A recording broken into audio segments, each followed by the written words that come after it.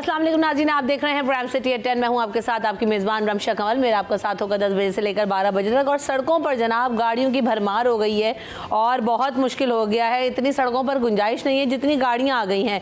बेहंगम traffic, धुआं और horn का शोर किसी भी इंसान को जो है वो अजियत देने के लिए काफ़ी हैं। आज फिर हमारे साथ यही हुआ जैसा कि शहर कराची में होता हुआ आ रहा है कि बहुत ज़्यादा ट्रैफिक जैम है और शार फैसल पे भी जो है वो हम देख रहे हैं कि ट्रैफिक का दबाव बहुत ज़्यादा है। इसमें ऑफिस वक्त पर पहुँचना और यहाँ तक आप तक पहुँचना जो है वो रोज़ाना एक टास्क होता जा रहा है। अच्छा जी, फिर दूसरी तरफ होता क्या है कि सिविक सेंस का मुजाहरा भी बिल्कुल नहीं किया जाता। जिसकी जहाँ मर्जी हो उस लेन में आ जाता है। ट्रैफिक रूल्स की धज्जियाँ उड़ाई जाती हैं, इशारा बंद हो तो सिग्नल तोड़ दिया जाता है और इसी तरह से हादसात होते हैं। ट्रैफिक रुकी हो तो लोग जो है वो हॉर्न बजाते रहते हैं, नज़्म व ज़ब्त का मुजाहरा नहीं करते और कुछ लोग अपनी गाड़ियों की जो है वो ट्यूनिंग भी नहीं कराते। गाड़ियों से निकलने वाला जो धुआं है वो मुसाफिरों और माहौलियात दोनों के लिए ज़हर कातिल है। कुछ लोगों पर उसी वक्त असर होता है और कुछ लोगों पर इसका तवील मुद्दती असर होता है। खुदा न खास्ता उनको कैंसर तक जो जाता है, सांस की, दमे की और मोहलिक बीमारियां जो हैं वो उसमें मुब्तला होने लगे हैं लोग। दूसरी वजह एक और चीज़ हमें नज़र आ रही है जिसे हम कई दफ़ा बात भी कर चुके हैं कि लोगों को इस ख़राब सड़कों की वजह से, ट्रैफिक के निज़ाम की वजह से जो है ना बैक पेन के बहुत ज़्यादा इशूज़ हो रहे हैं और वो इसकी शिकायत भी कर रहे हैं। सर्वाइकल पेन्स हो रहे हैं। फिर माहौलियाती आलूदगी का जो है ये ख़राब ट्रैफिक जो है वो बाइस बन रहा है। तो हमें क्या चाहिए, आवाम को चाहिए कि एक दूसरे का एहतराम करें और चौक चौराहों पर लड़ाई से और झगड़े से परहेज़ करें। अगर कोई हादसा हो जाए तो सबसे पहले जो है ना पुलिस को रिपोर्ट करें, अपनी बारी का इंतज़ार करें। अगर किसी आप लेन में हैं और अपनी लेन्स को जाने के भाई बाइक वाले की लेन क्या है, गाड़ी वाले की लेन क्या है, अगर आप तेज़ रफ्तारी से जा रहे हैं तो आपने फास्ट ट्रैक में कहाँ चलना है। तो इन चीज़ों को अगर हम पाबंदी से जो है वो करने लगेंगे, सिग्नल की पाबंदी करने लगेंगे तो हम देखेंगे कि आहिस्ता आहिस्ता हमारा जो निज़ाम है वो बेहतर होना शुरू हो जाएगा और इसमें हमें भी खुद से मुहज़्ज़ब शहरी होने का सबूत देना है। तो आज इसी बात के साथ शो का आगाज़ करेंगे और हमारे साथ जो हमारे मेहमान मौजूद हैं उनका तारुफ भी आपसे करवाएंगे। आज जमाली साहब मेरे साथ जो है वो शामिल गुफ्तगू होंगे, साथ साथ जो है वो अयाज राना साहब भी हमारे साथ आज शो का हिस्सा होंगे। आप दोनों को वेलकम करते हैं शो में। अस्सलाम वालेकुम, कैसे हैं आप? आप दोनों मेरी बात से मुत्तफिक हैं? बिल्कुल लेकिन आपने एक जुमला कहा क्या अजीज भाई आखिर में, बिल्कुल एंड में, मुहज़्ज़ब शहरी। हाँ जी, यही पंच लाइन है। ये बहुत अहम बात है कि अपना जायज़ा लेना पड़ेगा कि हम जब सड़कों पर गाड़ियां चला रहे होते हैं तो हम कितने मुहज़्ज़बपन का मुज़ाहरा करते हैं। सही बात, ये देखना बहुत ज़रूरी है। अगर इसे एक फ़िक्रे पे ना हम पाबंद हो जाएं, वाकई हम मुहज़्ज़ब है। दुनिया के मुहज़्ज़ब लोग किस तरह गाड़ियाँ चलाते हैं, किस तरह रोड कानून पर अमल करते हैं, किस तरह अपनी वैल्यूज़ पर अमल करते हैं। दुनिया किसी और मुल्क में तो इस तरह, जिस तरह हमारे यहाँ बाकी छोटी छोटी शायराओं को छोड़े, सिर्फ शायर फैसल पर ही जिस तरह लोग गाड़ियाँ चलाते हैं। मुझे बता दें दुनिया की एक कोई ऐसी मिसाल कि फ़िलहाल मुल्क में भी इस तरह गाड़ियाँ चलती हैं कि मोटरसाइकिल जो है वो फास्ट ट्रैक पे चल रही होती है, रिक्शा जो है वो फास्ट ट्रैक पे चल रही है और गाड़ी को आगे से पीछे से दोनों तरफ से हारून दबदबा लगा हुआ होता है। ये तो कहीं नहीं होता। अयाज आप भी भुगतते होंगे रोज़ाना इस ट्रैफिक पर? बहुत ज़्यादा नहीं, मैं खैर इतना जाते वक्त हमें बहुत ज़्यादा प्रेशर मिलता है। वापसी में हम कहने को 5-7 मिनट का रास्ता है लेकिन पौना घंटा लगता है मुझे भी यहाँ से। बिल्कुल 6 बजे के बाद। करीब घर है, बहुत करीब घर है। आजिज़ भाई भी देखते हैं, रोज़ का ये हमारा मामूल है। जब हम 6 बजे ऑफ करके यहाँ से निकलते हैं तो तकरीबन पौने 7 बज जाते हैं। सिर्फ 5 मिनट 7 मिनट की ड्राइव है मेरे घर की ऑफिस। पैदल भी 15 मिनट में पहुँच जाएंगे। पैदल निकले तो हाँ। छोड़ दे अब आप जो है ना बाइक। पैदल मौसम तब्दील हो जाए, मैं तो सोच रहा हूँ साइकिल ले लूँ, जहाँ मसला है वहाँ कंधे पर साइकिल। अरे बेस्ट है वो, साइकिलिंग तो वैसे भी जो है ना हेल्दी एक्टिविटी है। जाएं जहाँ हमने कोविड के अंदर उस दिन बात हो रही थी साइकिलिंग और बड़ा एक ट्रेंड बन गया था कराची के अंदर, तो लोग सीव्यू की साइड पे अभी भी कर रहे हैं लोग, बड़े क्लब्स बने हुए हैं, साइकिलिंग क्लब्स और चला रहे हैं। यानी उस वक्त तो हर किसी के पास कोई एक्टिविटी नहीं थी ना। लेकिन इस शहर में आप रोड पे साइकिल कहाँ चलाएंगे? बात साथी आप तस्वीर करें कि साइकिल, मोटर बाइक वालों को लोग चलते हुए चले जाते हैं, साइकिल वाला तो किसी खाते में ही नहीं आएगा। सही बात। अब बात जैसे शार फैसल की कह रहे हैं ना, हमारे यहाँ कुछ चीज़ें, हमारे यहाँ लेन सिस्टम तो है ही नहीं ना। आपकी शार फैसल पे भी आपको रोड मार्किंग नज़र आती करते भी हैं तो वो मिट जाती है, लेकिन इसको यानी कि एक प्रैक्टिस होनी चाहिए कि इसके अंदर रोड की मार्किंग होना, यानी लोगों को सेंस तो हो कि ये आपकी लेन है, ये आपकी लेन है, ये आपकी लेन है। हमने सुना था कि शायरा फैसल पे बस के लिए एक मुख्तस लाइन खींची गई है, मोटर बाइक के लिए एक मुख्तस लाइन खींची गई है, लेकिन वो सिर्फ लाइन लगती है, जब तक वो लाइन मिटती भी नहीं उससे पहले लोगों के अंदर जो है ना वो उजलत का शिकार, जल्दी का शिकार है। हर किसी को उजलत में है, पत्नी जल्दी जाके आगे जाके करना क्या है, मुझे ये बात समझ नहीं अगर पहुंचना भी है ना तो उस जल्दी की वजह से फिर नुकसान किसका होता है? आवाम का खुद का ही होता है। सब जल्दी में, चल 4 लोग जल्दी में होंगे, 10 लोग जल्दी में होंगे, या हर बाइक वाले को जल्दी है कि लेकिन यहाँ सवाल ये है कि अयाज भाई के लाइनिंग हो जाती है, लेकिन उस लाइनिंग होने के बाद भी उन लाइनों पर अमल कौन करता है? असल बात लोगों का है ना। लोग गाड़ी अगर चलाने में मुहज़्ज़ब हों तो भले वो लकीर ना भी खींची हुई, उसको पता है कि मुझे किस ट्रैक पे चलना है, 4 ट्रैक बने हुए हैं, किस ट्रैक पे गाड़ी चलानी है। ये तो हमारे ऊपर डिपेंड है, हम वो मुहज़्ज़ब लोग नहीं है कि हम इस चीज़ बस बात एक बात इसकी सबसे आखिरी बात ये होगी कि आपको लाइसेंस जिस तरीके से मिल रहा है ना, अगर वो सख्ती उसमें हो जाए, आप दुनिया में लाइसेंस इतने आराम से ड्राइविंग लाइसेंस नहीं मिलते जितनी आसानी से हमारे यहाँ अभी भी मिल जाते हैं, लेकिन थोड़ी बहुत कहीं सख्ती होगी तो होगी। लेकिन कार का या इस तरह लेना कोई मुश्किल काम नहीं है। लेकिन मैंने दुबई का ड्राइविंग लाइसेंस लिया है, मुझे 3 साल लग गए थे वो लाइसेंस सिर्फ रोड पे गाड़ी चलाने के लिए। तो वहाँ और चलान सिस्टम भी होगा ना, चलान सिस्टम भी होगा ना कि गलत बाइक वाला अगर उसकी बस में लेन में जा रहा है, बस वाला फास्ट ट्रैक में जा रहा है तो 2-4 दफ़ा चालान होंगे और हैवी चालान होंगे, तो आप देखें इंसान के बच्चे बन जाएंगे। इन्होंने जैसे बताया ना लाइसेंस मिलना, ये सारी बातें इन्होंने तो ली होगी, ये सारी बातें फिर लाइसेंस लेने से पहले वो लोग सिखा देते हैं, उसके बाद लाइसेंस देते हैं। भले आपको ड्राइविंग आप जानती भी हों, लेकिन फिर भी वो आपको ट्रेनिंग देंगे। लेकिन आजिज़ भाई कौमी आज हमारा ये है कि जब तक डंडे के जोर पे नहीं कराते ना, नहीं होता। मुझे और आपको भी कवानीन पता है, लेकिन हम भी कभी सिग्नल तोड़ना तो बहुत ही बेसिक बात है, सबको पता है, इसमें कौन सा आपको पढ़ी लिखी बात है। तोड़ते हैं मिजाजन, पता है बाइक वाला इधर घुसेगा फास्ट ट्रैक में और अगर आएगा तो एक्सीडेंट होगा, लेकिन जाएंगे क्योंकि बहुत ज़्यादा जल्दी है हम सबको। तो मसला ये कि जो चीज़ें बहुत बेसिक हैं उनको भी ऊपर भी हमें अमल नहीं करना। लाहौर के अंदर तो देखें ना, आप कुछ तोड़े आपके घर पे लाइसेंस टिकट आ जाता है। सीट बेल्ट लगाने पे आपको पता है लाहौर इस्लामाबाद में आप ना लगाएं आपको ई चालान मिल जाता है। जी वही तो कह रहा हूँ, तो कराची में क्यों नहीं इम्प्लीमेंट हो सकता? जब लाहौर में हमारे पास, हम दुनिया की बात नहीं कर रहे, लाहौर हमारे पास मॉडल बन गया ना, तो कराची में भी हो सकता है। बिल्कुल ऐसा ही है। खैर चलें जी, टॉप स्टोरीज की तरफ बढ़ते हैं और सबसे पहले खबर ये है कि वर्ल्ड कल्चर फेस्टिवल का आगाज़ हो रहा है कराची में। बड़ी ज़बरदस्त एक्टिविटी होने जा रही है। 26 सितंबर से शुरू होने वाला है फेस्टिवल है और 35 रोज़ा फेस्टिवल है जो कि 30 अक्टूबर तक जो है वो जारी रहेगा और बड़ी रंगारंग तकरीबात हम देखेंगे कि इसमें होगी। और ये इतना ज़बरदस्त इसका प्रोमो भी बनाया गया है, हम इसको आवाज़ के साथ देख सकते हैं क्या अभी?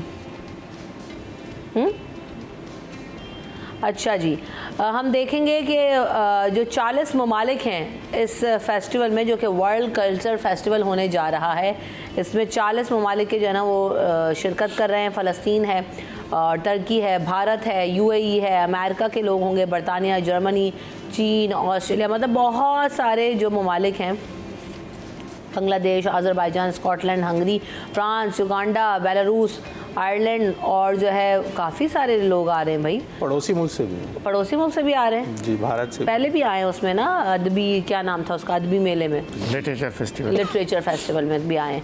तो ये बड़ा ज़बरदस्त होने जा रहा है जी। और तकरीबन 400-450 से ज़ायद जो फ़नकार हैं वो परफॉर्मेंसेस देंगे और थिएटर भी होगा, म्यूज़िक डांसेस भी होंगे और परफॉर्मेंसेस भी होंगी, फ़ाइन आर्ट फेस्टिवल भी होगा।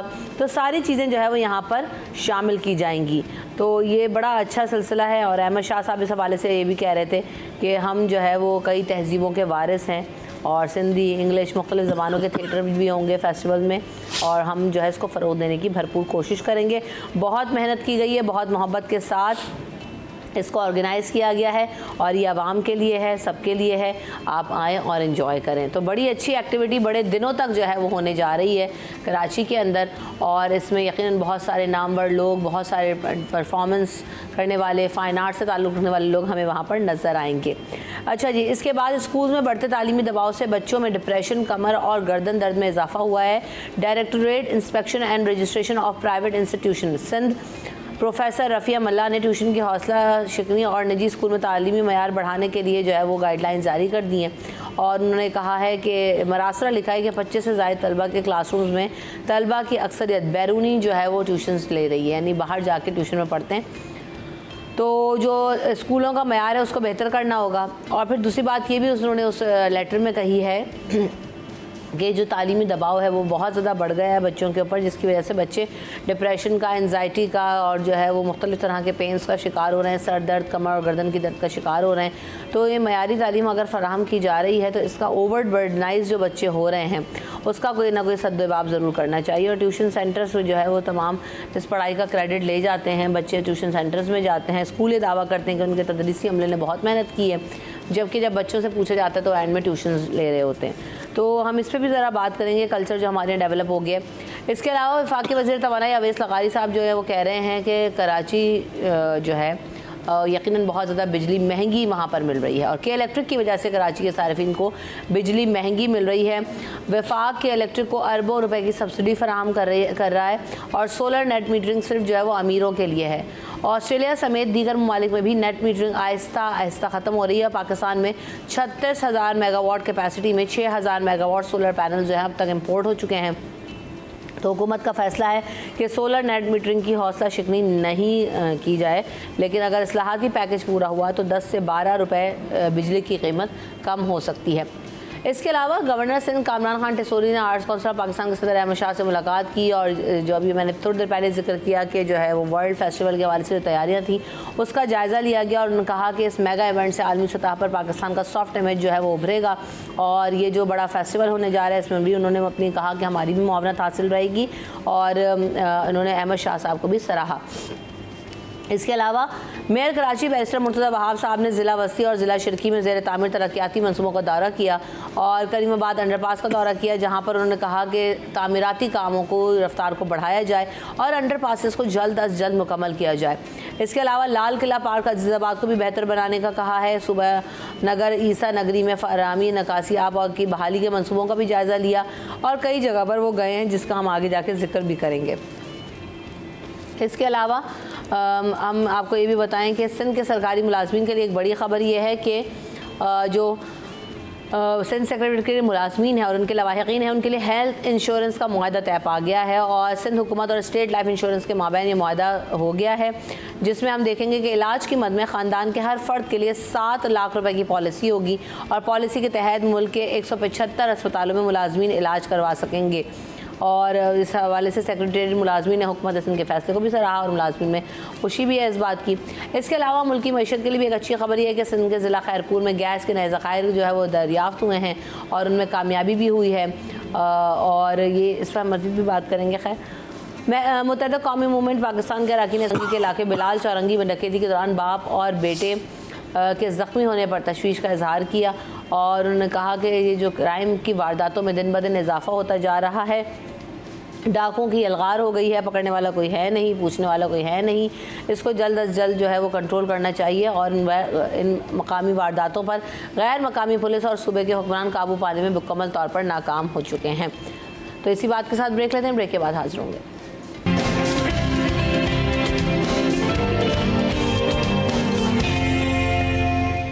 Welcome back in city at 10। तो बात करेंगे जनाब ये जो आर्ट्स काउंसिल में वर्ल्ड कल्चर फेस्टिवल होने जा रहा है, 40 से ज़्यादा ममालिक हैं। कल प्रेस कॉन्फ्रेंस भी आजिज़ भाई इस हवाले से आप थे वहाँ, कैसा रहा एक्सपीरियंस और मुलाकात भी हुई क्या फनकारों से? जी मुलाकात भी हुई।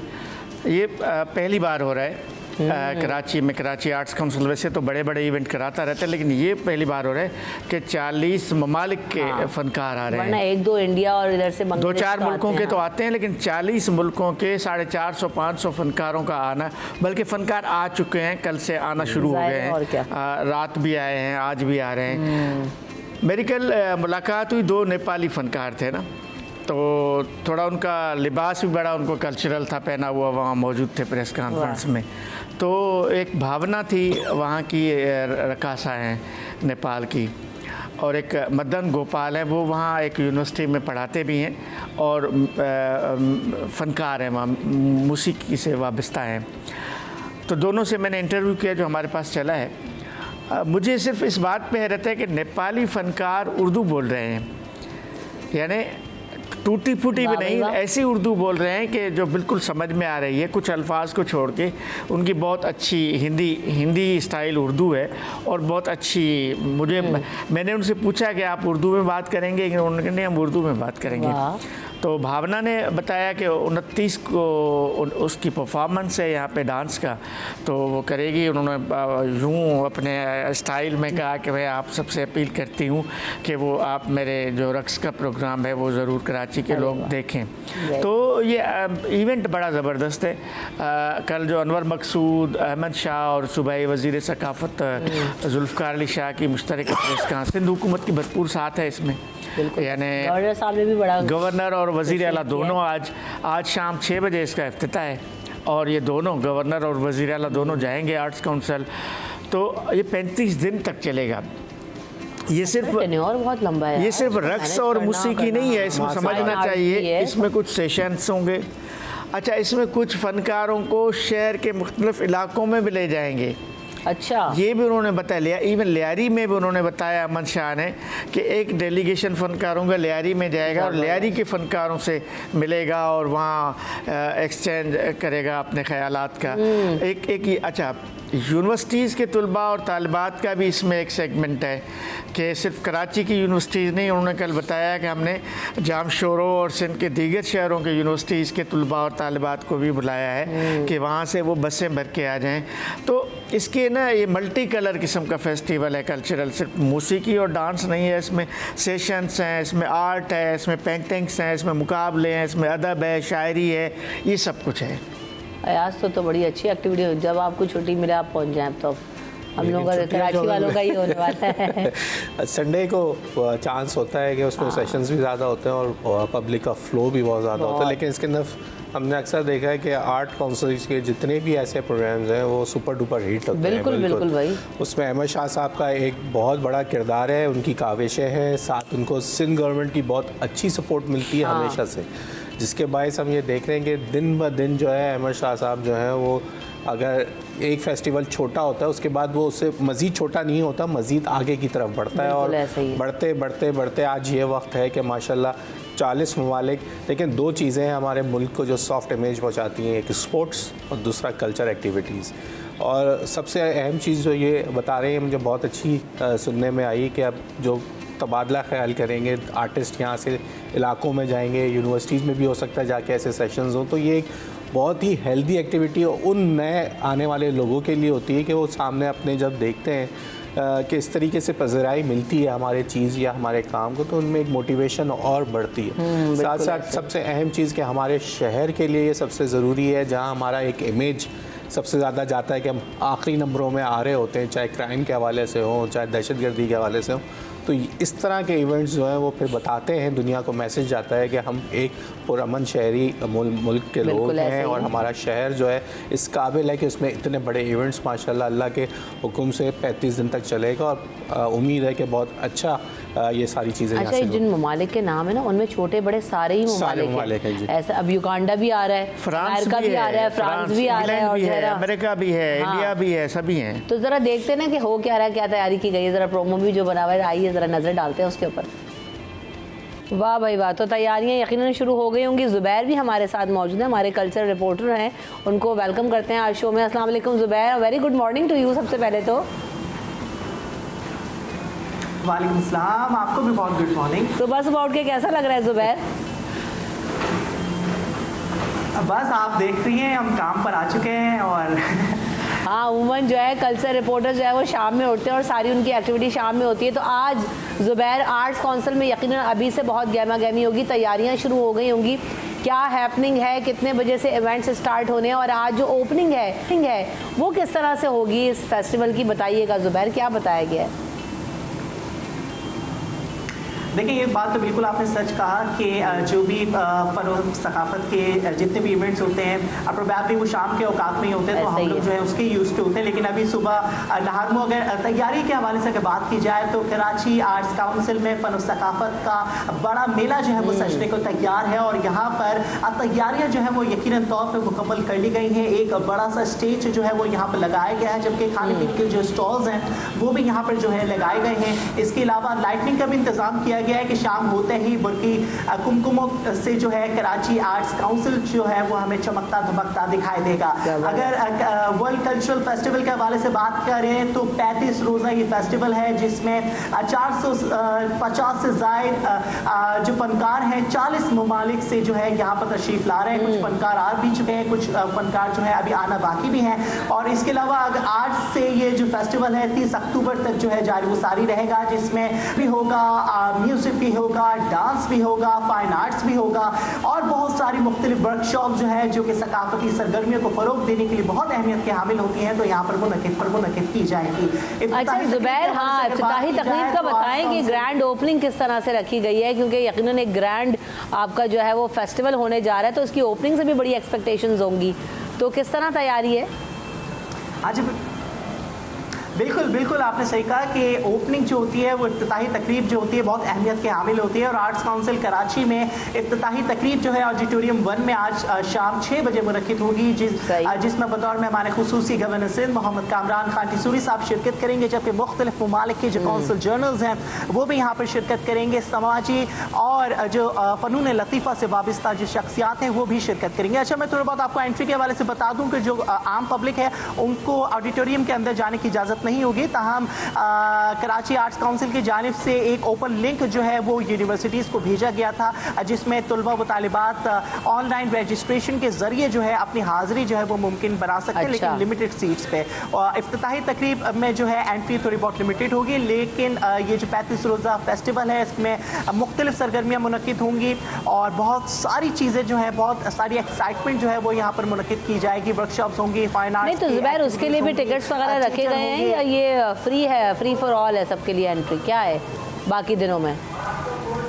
देखिए एंट्री के जो ऑडिटोरियम के अंदर जो एक्टिविटीज़ मुनक़िद होंगी तो उसमें टिकट्स के हवाले से हमें थोड़ा बहुत सुनने में आया है, लेकिन ओवरऑल अगर बाहर के हवाले से जॉन एलिया लॉन है या जो मुख्तलिफ वर्कशॉप्स हैं तो वो डेफिनेटली तौर पे जो है वो फ्री ऑफ कॉस्ट ही होंगी। और मुख्तलिफ जैसे कि आजिज़ भाई बैठे हुए हमारे सीनियर रिपोर्टर, उन्होंने बताया कि ना कि सिर्फ कराची की यूनिवर्सिटीज़ बल्कि पूरे सिंध से जो जामियात हैं उनके तलबा व तालिबात जो है यहाँ पर शिरकत करेंगे और फ़नून लतीफ़ा से मुतल्लिक़ जो है यहाँ पर मुख्तलिफ सेशंस जो है वो भी मुनक़िद किए जाएंगे। तो यकीनन बड़ा ग्रैंड इवेंट है और कराची के आर्ट्स काउंसिल बड़ा पेश भी दिखाई देता है। अहमद शाह खुद भी बड़े एक्साइटेड है। और आज सुबह सवेरे अगर तैयारियों के हवाले से मैं आपको थोड़ा बहुत बताऊं तो आर्ट्स काउंसिल कराची में जितने भी ये 40 ममालिक हैं उनके जो झंडे हैं वो आर्ट्स काउंसिल कराची की दीवार पे जो है वो आवेजा किए गए हैं, जबकि एक बहुत बड़ा सा जो स्टेज है वो भी यहाँ पर जो है तैयार। अच्छा ज़ुबैर, ये भी मेरे दिमाग में घूम रहा है और हम इस पर बात भी करेंगे कि ये जो इतने सारे मंदूबीन आए हैं, आर्टिस्ट आए हैं,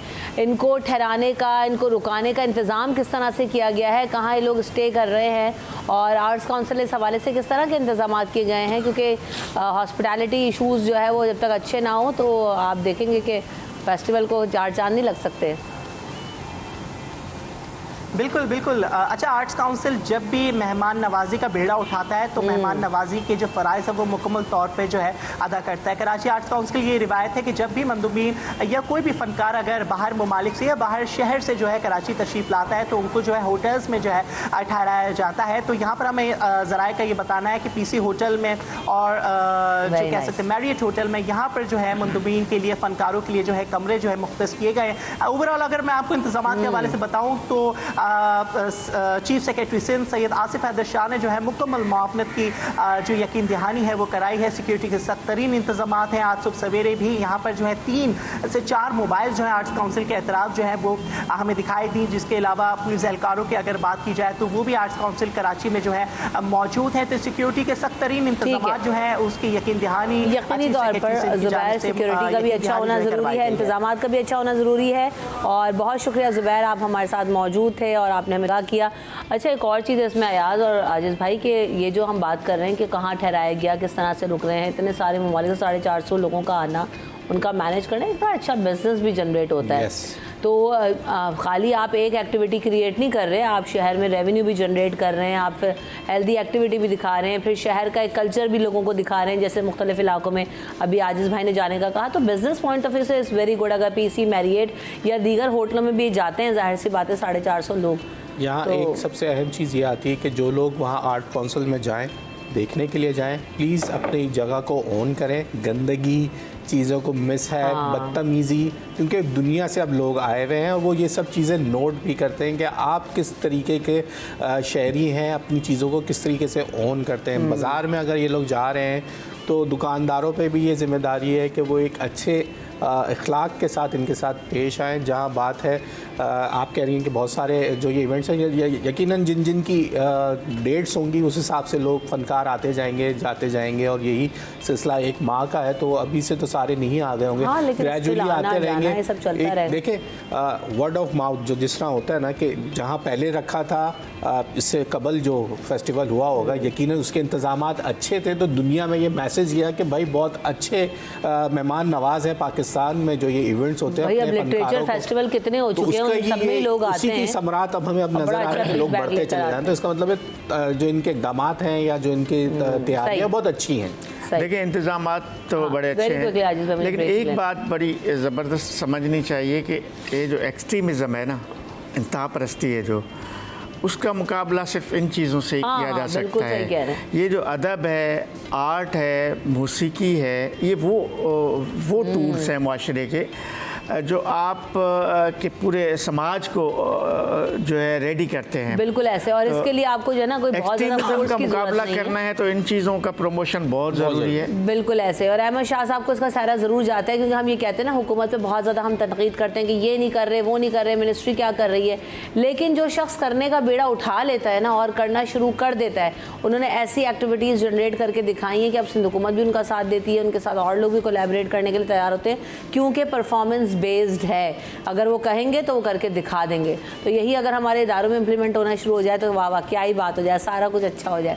बहरहाल ब्रेक की तरफ बढ़ते हैं, ब्रेक के बाद हाजिर होंगे।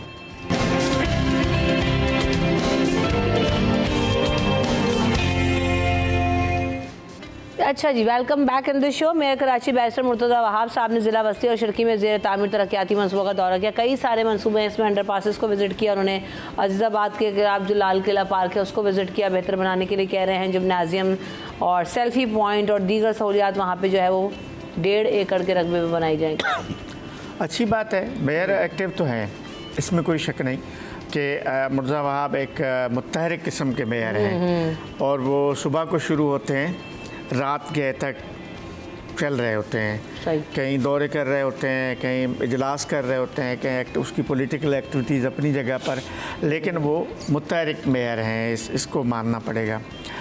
अब इन दौरों का असर क्या होता है, ये इम्पॉर्टेंट बात है ना। हाँ बिल्कुल ऐसे कि इन दौरों से आया वहाँ आप जिन जिन मंसूबों पे जा रहे होते हैं वहाँ के आम शहरियों को कोई फ़ायदा हो रहा है या नहीं हो रहा, ये अहम बात है। कराची में 2-3 बड़े अहम मसले हैं इस वक्त, देखें, और वो भी मेयर के ही अंडर आते हैं। सफाई सुथराई का एक मसला कराची में मौजूद है, बरसों से है। Sindh solid waste management board इस वक्त 7 में से 6 डिस्ट्रिक्ट्स में काम कर रहा है, लेकिन उसकी परफॉर्मेंस पे भी उंगलियां उठ रही हैं, सवाल उठ रहे हैं। सवाल इसलिए उठ रहे हैं कि जगह जगह पे हमें कचरे के ढेर मिल रहे हैं, ये एक बड़ी। पीने का पानी एक बड़ा मसला है कराची का, मेयर की ज़िम्मेदारी में आता है वो भी। वैसे तो Karachi water and sewerage board का काम है, लेकिन मेयर उसके बोर्ड का भी हिस्सा है, लेकिन बीइंग अ शहर के मेयर वो उसकी एक बड़ी ज़िम्मेदारी है। सड़कों की हालत इस वक्त तबाहकुन हो चुकी है। अब सिंध गवर्नमेंट ने पैसे भी रखे हैं उसके लिए, लेकिन ये भी बुनियादी तौर पे शहर के बड़े शाहराओं को छोड़ के इंटरनल जितनी भी सड़कें हैं वो मेयर कराची की ज़िम्मेदारी हैं। तो ये 3 बड़े इस वक्त मसाइल हैं शहर में।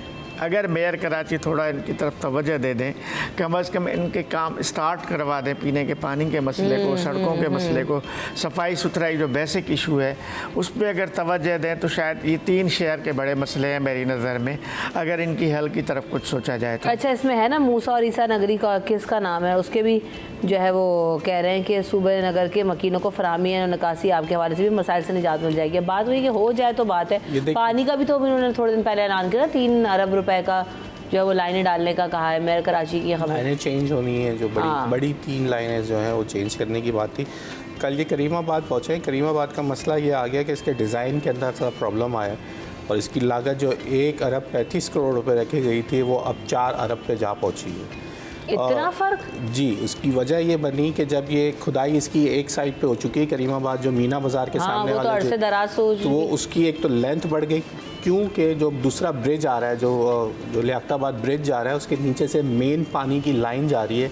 जब वो खुदाई शुरू हुई है तो सेंटर में आ गई, तो अब उसकी लेंथ बड़ी करनी है, क्योंकि उसको उसके नीचे से अब अंडरपास को गुजरना है। वो लाइन चेंज नहीं हो सकती, क्योंकि वो मेन लाइन है 35 इंच की, और उसने 24 आवर्स चलती है, वो रुकती नहीं है, और ग्रेविटी पे चल रही है, तो इसलिए इसको रोक नहीं सकते। ये पूरी इंजीनियर से, मेरे वहाँ पे कॉन्ट्रैक्टर से बात हुई थी, क्योंकि हम ताजरों से पूछने गए थे। ये इंटराइम गवर्नमेंट के अंदर ये इसका जो है ये शुरू किया गया था, और उसको तकरीबन उन्होंने कहा था कि इसको 28 माह के अंदर इसको हमें कंप्लीट करना है। लेकिन अब वजह ये बन गई कि उसका अब डिज़ाइन चेंज हो रहा है, उसकी लागत बढ़ चुकी है, अब क्योंकि उसकी लेंथ लंबी हो गई। तो उनका कहना है कि हमें अब इसकी लेंथ लंबी होने की वजह से इसकी दीवारों का साइज़, जो रिटेनिंग वॉल्स हैं वो चौड़ी हो जाएंगी। बहुत सारे मसाइल हैं, जो डिज़ाइन का एक मसला आ गया, जिसकी वजह से अब ये काम बहुत स्लो पेस पे चल रहा है। जैसे ही पैसे इसके ऊपर जो है दोबारा से रीशेड्यूल हो जाएंगे, तो यकीनन ये काम तेज़ होके फिर वहाँ पे जो मसाइल दुकानदारों के हैं, गर्द, मिट्टी, पार्किंग, पथारे, ये भी एक इशू वहाँ का बन चुका है, क्योंकि उसकी वजह से जब खड्डा खुद जाता है तो वहाँ पे लोग जो है परेशान होते हैं, ना कार पार्किंग रही, बिज़नेस तबाह हैं, लोगों के हालात वैसे ही ख़राब हैं। तो ये बहुत सारी चीज़ें जो है ना तेज़ी से ज़रा जब ये हुकूमतें होती हैं, और जब आज पहुँच ही गए कल मुर्तज़ा वहाब, तो अब इसके ऊपर यकीनन तेज़ी से काम होता है। क्या पैसे बढ़ाने का और वो रिलीज़ कराने का, क्योंकि डिफरेंस बहुत ज़्यादा है ना, चाहे थोड़ा बहुत तो मार्जिन निकालेंगे, इसको तो पूरा एक अलग ही बजट चाहिए। अब वो दिन गुजरते जाते हैं, कॉस्टिंग बढ़ती चली जाती है ना, चीज़ों के अंदर महंगाई के साथ साथ चीज़ें महंगी हो रही हैं, टाइम फ्रेम बढ़ता जा रहा है, लागत बढ़ती जाएगी। अब जल्दी काम करने के लिए 24 घंटे काम चलेगा, सुबह की शिफ्ट की लेबर के प्राइस अलग है, रात में काम करना जो है वो डबल पड़ता है आपको किसी लेबर को देने के लिए या मशीनरी बुलाने के लिए। तो ये बहुत सारी चीज़ें इसके अंदर। रातों रात तो वैसे वहाँ पे काम हो भी नहीं रहा, अभी तो है ही नहीं ना, काम बिल्कुल होल्ड है समझे, क्योंकि वो डिज़ाइन पहले भी जब खोला था तभी भी नहीं हो रहा था। देखिए, ये जो हम मंसूबों की बात कर रहे हैं ना, कराची के जितने भी बड़े मंसूबे हैं, उन सब का इस वक्त सबसे बड़ा मसला ही ये है कि उनकी लागत में कोई 50%, 100% नहीं, 500% इजाफा हो चुका है।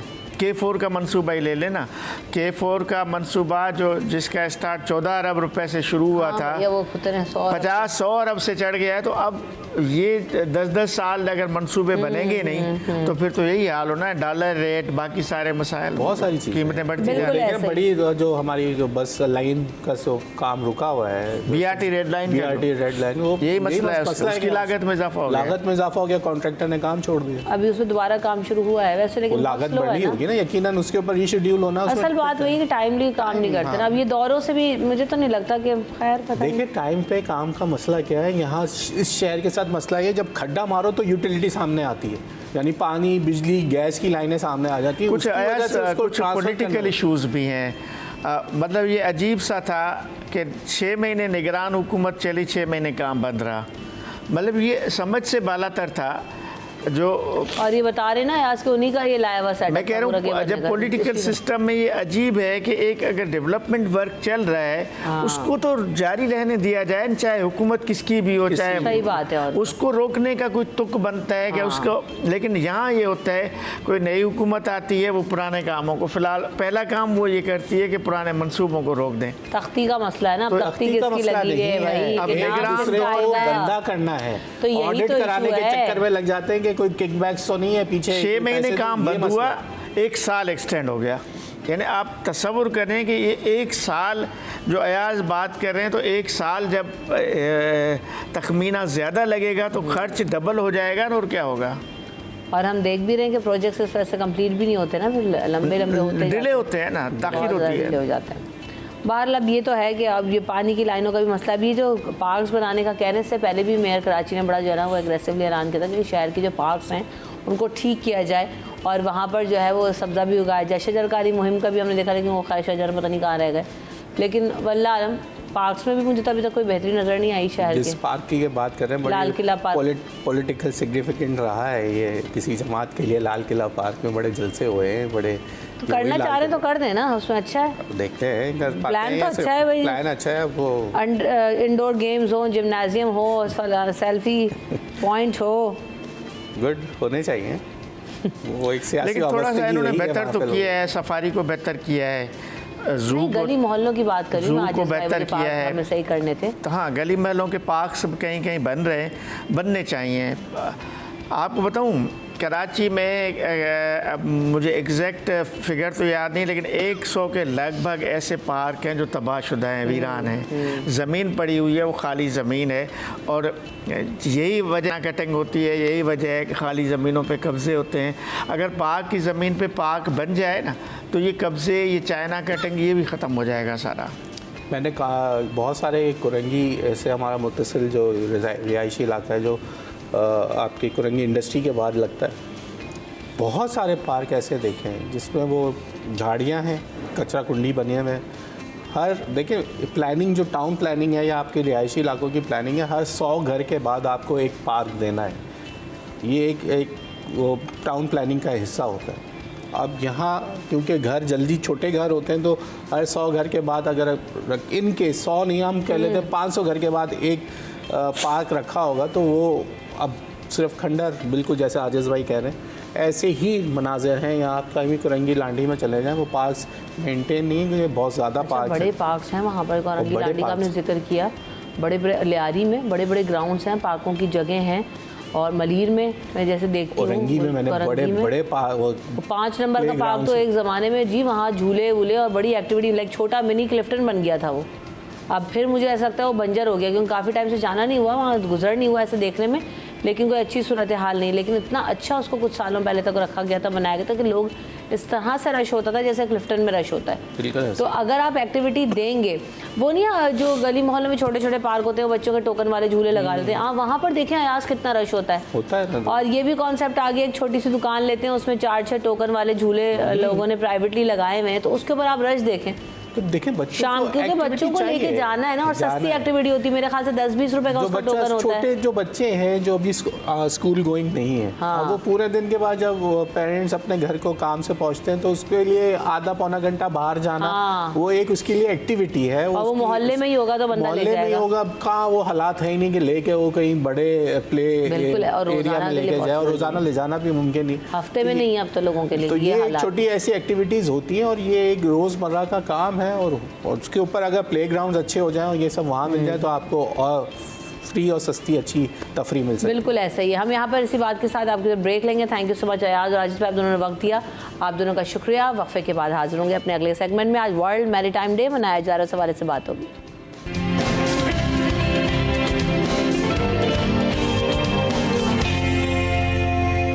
Welcome back in city at 10। तो जैसे कि मैंने आपको ब्रेक पे जाने से पहले बताया कि वर्ल्ड मैरीटाइम डे आज जो है वो मनाया जा रहा है, और हम भी इस दिन को मना रहे हैं क्योंकि इसका मकसद क्या है कि हम जो मैरीटाइम इंडस्ट्री का एक कंट्रीब्यूशन है टुवर्ड्स ग्लोबल ट्रेड, पाकिस्तान की इकोनॉमिक ग्रोथ की अगर बात करें, इकोनॉमिक सिचुएशन की अगर बात करें, तो यकीनन मैरीटाइम इंडस्ट्री जो है और जो है ऑपरेशंस जो हैं वो खासा बड़ा रोल रखते हैं। और फिर ये सस्टेनेबल डेवलपमेंट के लिए कितना ज़रूरी है, इसके ऊपर फोकस करना, इन चीज़ों के बारे में जानना, तो आज हम जानने की कोशिश करेंगे। इस साल की थीम क्या है उस हवाले से भी बात होगी। तो हमारे साथ जो है वो कोमल शबीर साहिबा मौजूद हैं।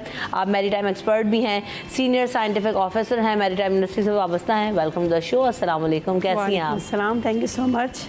कोमल, तो जैसे हम ये दिन मना रहे हैं, जाहिर सी बात है हम बहुत ज़्यादा नहीं जानते मैरीटाइम इंडस्ट्री के बारे में, क्योंकि ये एक ऐसी चीज़ है कि बहुत ज़्यादा एक्सपर्ट्स ही इस पर लोग बात करते हैं और बहुत हमें लगता है कि महदूद है, जबकि ऐसा नहीं है। तो इसकी कितनी इम्पोर्टेंस है, और इकनॉमिक के हवाले से भी, ट्रेड के हवाले से भी मैं चाहूँगी कि आप उस पर रोशनी डालें। बिल्कुल, सबसे पहले मैं बताती चलूँ कि सबसे पहले तो शुक्रिया आप लोगों का कि आपने हमें मौका दिया। सेकंड ये कि वर्ल्ड मैरीटाइम डे जो है वो सबसे पहले मैं थोड़ी इसकी हिस्ट्री बताना चाहूँगी, दैन इसके बाद सिग्निफिकेंस पे आती हूँ।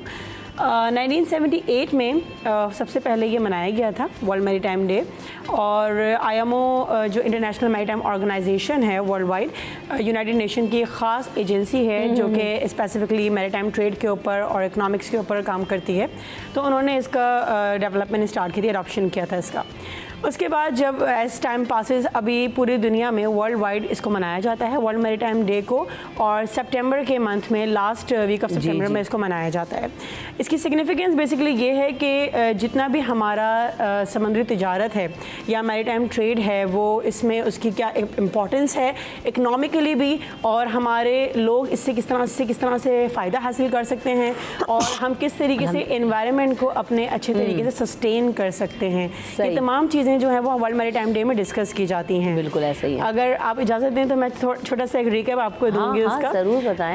उसमें यह है कि जब आप वर्ल्ड मैरीटाइम डे की बात करते हैं, इस साल का जो थीम हमारा है वो है navigating the future safety first. ठीक है, जिसका मकसद ये है कि हम अपने फ्यूचर को देखना चाह रहे हैं और सबसे पहले इस साल के थीम में ये है कि हमें सेफ्टी के जो पहलू है उस पर बात करनी है और उसकी अहमियत को उजागर करना है in all over the maritime industry.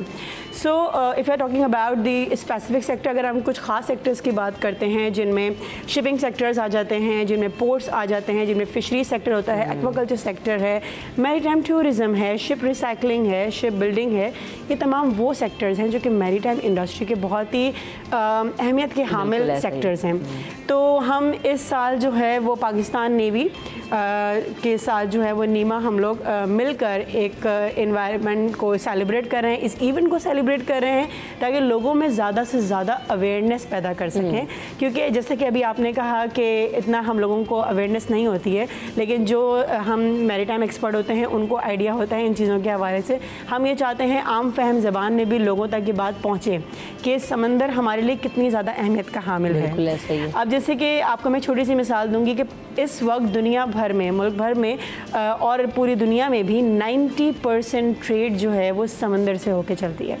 ठीक है, अब यानी हम समझते हैं कि जनाब जहाज़ों से ही हो रहा है, कार्गो एग्जैक्टली मतलब हमारे पास ये है कि Pakistan we are doing very good, हम कोशिश कर रहे हैं। बहुत सारी चीज़ों में हमें सेक्टर्स में कुछ चैलेंजेस भी फेस करने पड़ते हैं, लेकिन ये है कि हम कोशिश कर रहे हैं IMO को रेगुलेशंस के हिसाब से अपनी इंडस्ट्री को डेवलप कर सकें। तो ये तमाम चीज़ें हैं। अब जब आप बात करते हैं 90% ट्रेड की, तो इट मीन्स कि उसके अंदर पोर्ट एफिशिएंसी भी आ जाती है, पोर्ट की डेवलपमेंट भी आ जाती है, उसमें शिपिंग ट्रेड्स भी आ जाती हैं, उसमें शिप रिसाइकलिंग, शिप बिल्डिंग भी आ जाती है, उसके तमाम पहलुआत पे भी हम बात करते हैं। उसके अलावा फिशरीज सेक्टर जो कि एक बहुत बड़ा सेक्टर है, उसके भी डेवलपमेंटल स्टेजेस पर तमाम चीज़ें आ जाती हैं। अच्छा, बड़ा जो है ना खुशकिस्मती मैं तो कहूँगी पाकिस्तान की। और कहते हैं ना कि ऐसे ही लोग नजरें लगा कर नहीं बैठे होते, क्योंकि हम हर तरह की दौलत से माला माल हैं। बिल्कुल, सहरा हमारे पास है और ज़ाहिर है हवा तो सभी के पास है जिसमें आप जहाज़ उड़ा रहे हैं, लेकिन हमारे पास ये जो समंदर वाली चीज़ है जिसमें आपने पोर्ट का जिक्र किया, आपने फिशरीज का जिक्र किया, ये जो हमारे पास जो है बहुत अच्छी जो है ना मछली की पैदावार है। फिर शिपिंग का आपने, जैसे हम चले जाते हैं गडानी देखते हैं, गवादर देख रहे हैं, तो ये हमारे पास सारे ऐसे साहिल मौजूद हैं जो कि बड़े आइडियल है फॉर द वर्ल्ड।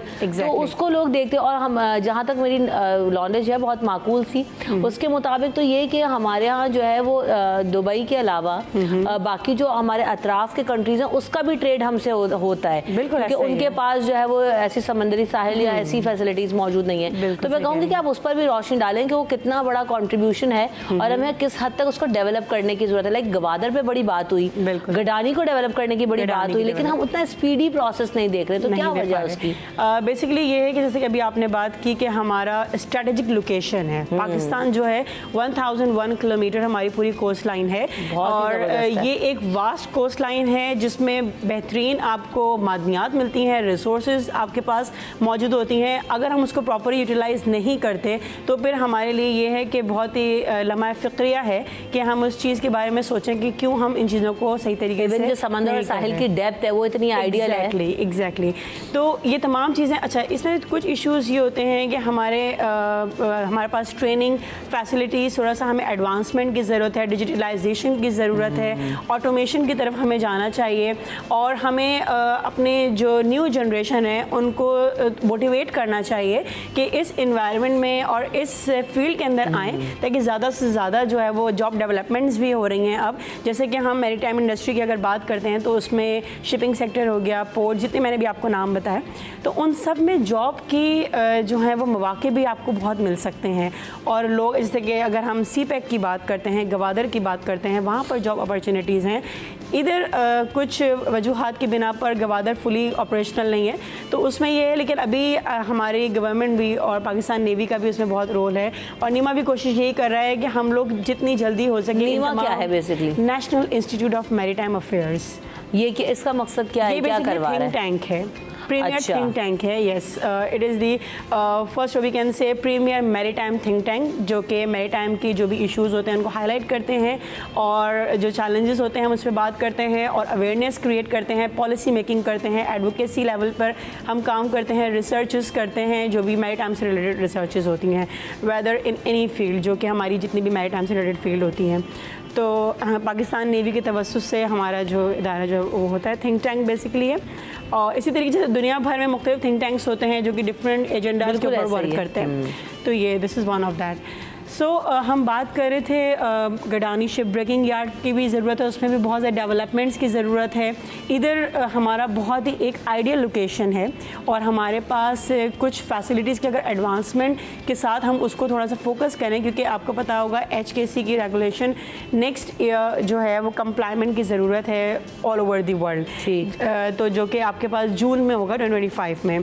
तो हम कोशिश कर रहे हैं, पाकिस्तान में पूरी कोशिश कर रहा है, और हम सब कोशिश कर रहे हैं कि एज सून एज पॉसिबल इसके ऊपर हम गडानी शिप ब्रेकिंग यार्ड को बहुत अच्छे तरीके से डेवलपमेंट की तरफ ले जाया जा सके। और उसमें भी हम ये देख रहे हैं कि हमें ना गवर्नमेंट सतह पे हमें वो चीज़ें नजर नहीं आ रही, प्राइवेटली तो बड़ा अच्छा लोग काम कर रहे हैं, लाइक शिप ब्रेकिंग यार्ड में जो प्राइवेट कंपनीज हैं, शिप ब्रेकिंग कंपनीज, वो बड़ा अच्छा काम कर रही हैं, उनके बड़े अच्छे जो है वो यार्ड्स भी मौजूद हैं, बहुत बड़े भी। वहाँ हुकूमत का क्या वहाँ पर रोल है, वहाँ पे किस तरह की जो है वो नेवी के तवस्सुस से होता है या नहीं? बिल्कुल, पाकिस्तान नेवी का भी इसमें रोल है। अब जैसे कि हमारे पास जितना भी हम अपने प्रोटोकॉल्स डेवलप कर रहे हैं या वहाँ पे एडवांसमेंट क्रिएट कर रहे हैं, तो वो गवर्नमेंट जिस हद तक सपोर्ट कर सकती है, बिल्कुल इसमें सपोर्ट हमें नज़र आ रहा है। बट डेफिनेटली किसी भी चीज़ को मॉडर्नाइज़ करने के लिए एक टाइम दरकार होता है, एक ड्यूरेशन चाहिए होती है, जो कि एक हमारे काफ़ी सालों से वो चीज़ सेटबैक पे चली गई है, वरना पहले one of the biggest industry थी पाकिस्तान में शिप ब्रेकिंग की। बिल्कुल। तो अभी थोड़ा कुछ टाइम में वो सेटबैक हो गया है। इंडिया बाकी डिफरेंट जो कंट्रीज बांग्लादेश ने ज़्यादा बांग्लादेश ने उसने टेक ओवर किया है,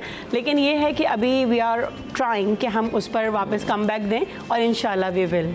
इंशाल्लाह। सस्टेनेबल डेवलपमेंट के लिए जो है ना बड़ा रोल है मैरीटाइम इंडस्ट्री का, क्यों कहते हैं ऐसा और क्या इसका जो है वो रोल है? सस्टेनेबल डेवलपमेंट बेसिकली हमारा आपको आइडिया होगा कि यूनाइटेड नेशंस के सस्टेनेबल डेवलपमेंट गोल्स हैं 17, तो उसमें जितने भी गोल्स हैं उनमें मैरीटाइम इंडस्ट्री हम किस तरीके से उस पर काम करते हैं और क्या उसका रोल है, उसमें मैं थोड़ा सा हाईलाइट देना चाहूँगी कि हम अपने इन्वायरमेंट को और अपने एटमॉस्फेयर के साथ साथ अपनी जितनी ऑटोमेशन और टेक्नोलॉजीज़ हैं उनको साथ लेकर अपने मुल्क को तरक्की की राह की तरफ गामज़न करें, जिसमें हमारे पास इन्वायरमेंटल कंसर्न्स आ जाते हैं। और अगर हम शिपिंग की बात करते हैं तो ग्रीन शिपिंग की तरफ हम अपना आपको प्रमोट करने की कोशिश कर रहे हैं, ताकि ग्रीन शिपिंग इट मीन्स कि वो इन्वायरमेंट फ्रेंडली होना चाहिए हमारी चीज़ें। इसी तरीके से हमारे जो पोर्ट ऑपरेशंस हैं उनमें भी हम कोशिश कर रहे हैं कि पोर्ट जो वहाँ पर तिजारत हो रही है, ट्रेड हो रहा है मैरीटाइम इंडस्ट्री का, वो भी हमारा जो इन्वायरमेंट सस्टेनेबल इन्वायरमेंट, यानी कि एक ऐसा इन्वायरमेंट जिसमें तवाज़ुन की फ़िज़ा कायम हो सके, जिसमें इन्वायरमेंट भी हमारा उसको भी नुकसान ना पहुँचे और हमारी एफिशिएंसी भी जो है वो बरकरार रहे। सही। अच्छा, बीइंग अ वुमेन कैसे आप जो है वो मैरीटाइम इंडस्ट्री में, क्योंकि हमारे यहाँ ना बड़ा चूजी सा प्रोफेशन समझ जाता है कि भाई कौन समंदरों में जाएगा, कौन जो है इससे काम करेगा, क्योंकि जो वुमन कॉन्सेप्ट ही है, और फिर with a very sound knowledge, ये आपको मुझे ज़रूर कहना है कि बहुत कम लोग इस तरह से जो है ना प्रोजेक्ट कर पाते हैं, मुश्किल टेक्निकल चीज़ें हैं। तो आप कैसे आई और इसमें ख़वातीन का कितना रोल है, कितने % ख़वातीन हैं जो कि इसमें अपना किरदार अदा कर रही हैं, और मैं चाहूँगी कि आप उस पर भी बात करें। जी बिल्कुल। बेसिकली अगर मैं अपनी बात करूँ तो मुझे इंटरेस्ट था इनिशियली कि मैं थोड़ा सा मैरीटाइम को एक्सप्लोर करूं और मैरीन लाइफ को एक्सप्लोर करूं, क्योंकि आपको अंदाज़ा अगर होगा कि हमारा जो समंदर है उसमें बहुत सारी ऐसी मखलूक़ात हैं जो अब तक हमने एक्सप्लोर नहीं की हैं। दिस इज़ दी लार्जेस्ट हम ये कह सकते हैं कि एरिया या फील्ड जिसमें बहुत ज़्यादा एक्सप्लोरेशन की ज़रूरत है, और अगर हम उसकी तरफ फोकस करें तो हम बहुत सारी चीज़ें हमें मिल सकती हैं। तो बस एक इंटरेस्ट था कि मैं उस फील्ड में जाऊँ, और मेरी पेरेंट्स की और फैमिली की सपोर्ट के साथ मैं इस फील्ड में मैंने एंटर किया और अल्हम्दुलिल्लाह। सेकेंड ये मैं अगर वुमेन की बात करूँ तो वुमेन इस फील्ड में अभी अवेयरनेस पाकिस्तान में बाकी ममालिक के मुकाबले में, जैसे कि नॉर्वे में काफ़ी ज़्यादा ख़वातीन मैरीटाइम इंडस्ट्री में हैं, लेकिन पाकिस्तान में भी हैं बट लिमिटेड हैं। That's we are trying. हमारा ये फोकस भी है नेवी का भी, पाकिस्तान नेवी का भी, और हमारा नीमा का भी यही एम है कि ख़वातीन को मोटिवेट किया जाए कि इस तरह की फील्ड्स में भी जाकर हम अपने आप को मनवा सकते हैं और अपनी जो है वो एक इम्प्रेशन क्रिएट कर सकते हैं। और अगर हम थोड़ा सा अपने आप को फोकस रख के इन चीज़ों की तरफ लेके जाएँ तो आई थिंक हम अच्छा काम कर सकते हैं इन फील्ड्स में। कितने % ख़वातीन है? बहुत कम है, हमारे पास हम कह सकते हैं 5% कम है अभी। हाँ एग्जैक्टली, बिल्कुल ऐसा ही है। चलें, तो आज के दिन के हवाले से आप जो है वो जैसे थीम भी है navigating the future safety first, तो इस बारे में क्या कहना चाहेंगी और किस तरह से इस पर फोकस करना? मैं ये कहना चाहूँगी कि सबसे पहले जब हम अपने इन्वायरमेंट की बात करते हैं तो ये बहुत ज़रूरी है, जब इस थीम के हवाले से अगर मैं बात करूँ, कि अपने माहौल का ध्यान रखें। और जैसे कि समंदर जितने भी तिजारत होती है उसमें हम जितना अपना कंट्रीब्यूशन दे सकते हैं एज इंडिविजुअल, तिजारत के अलावा जो हमारा फिशरी सेक्टर है या हमारा aquaculture sector whatever it is, हम इंडिविजुअल तौर पे अगर अवेयरनेस क्रिएट कर सकते हैं, कोई काम कर सकते हैं, कोई कंट्रीब्यूशन कर सकते हैं, तो हमें अपने मुल्क के लिए, अपने मुल्क की फ्यूचर जनरेशन के लिए ज़रूर करना चाहिए, ताकि ज़्यादा से ज़्यादा लोगों को तरक्की के मौके मिल सकें और लोगों की लाइवलीहुड जो है वो सिक्योर हो सके। बिल्कुल ऐसे मुख्तलिफ फील्ड्स हैं जिससे हम यकीनन बहुत मालामाल हैं, हमें उस पर फोकस करने की ज़रूरत है। और फिर वही वाली बात कि जब इस तरह के दिन आते हैं तो हमें उसके बारे में पता भी चलता है, हम उसके बारे में बात भी करते हैं और नया आपका एक जहन खुलता है, एक वास्ट एक्सपीरियंस आपके सामने नज़र आता है। थैंक यू सो मच कोमल, आपने आई और आपने इतनी सारी इन्फॉर्मेशन हमसे शेयर की। Very good luck to you. और यहाँ पे हम ब्रेक लेंगे, ब्रेक के बाद हाजिर होंगे।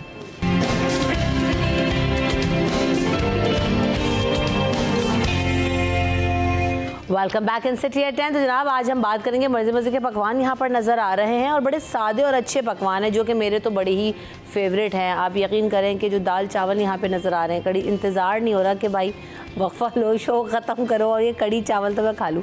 तो जी क्या होता है, बहुत दिनों से पता है आप सोच रही हूँ मैं कि कड़ी चावल बनाए जाएं, लेकिन टाइम चूँकि कड़ी के लिए आपको प्रॉपर देना पड़ता है कुकिंग में और आपको होना पड़ता है, तो लाइक अच्छी ना बने तो पके ना तो मज़ा नहीं आता। तो ये सारी चीज़ें जो ना सादे पकवान, ये कितने ज़्यादा अच्छे हो सकते हैं, इनको अच्छा बनाया कैसे जा सकता है, और इतनी गर्मी में इन सादे पकवानों का एक अपना ही मज़ा है यार।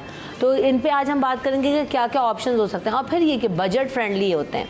और क्योंकि अब महीने का आखिर हो तो शुरू में तो जी चिकन की बोटियाँ भी तोड़ ली और मटन और बीफ के कबाब भी खा लिए, कढ़ाइयाँ भी बना ली। अब आखिर में जी है वो तुरई लौकी और सब्ज़ी जो है वो पकड़नी पड़ती है क्योंकि बैंक अकाउंट और जो है वो वॉलेट खाली हो चुका होता है।